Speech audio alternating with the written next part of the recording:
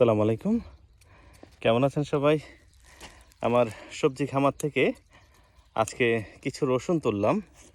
আলহামদুলিল্লাহ, গত বছরের থেকে এবারকার রসুনের সাইজ মোটামুটি বেশ সুন্দর হয়েছে।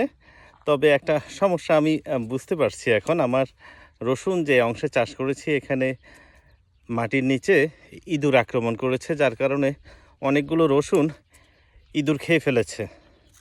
এবং যে গর্ত হয়েছিল বৃষ্টির পানি পড়ে কিছু রসুন নষ্ট হয়ে গিয়েছে। তো আমার এই বিষয়টা জানা ছিল না বিধায় আমি আসলে কোনো ব্যবস্থা নিতে পারিনি, না হলে আমি ইঁদুরের ওষুধ দিয়ে দিতে পারতাম। আলহামদুলিল্লাহ, আমার সবজি খামারের রসুন।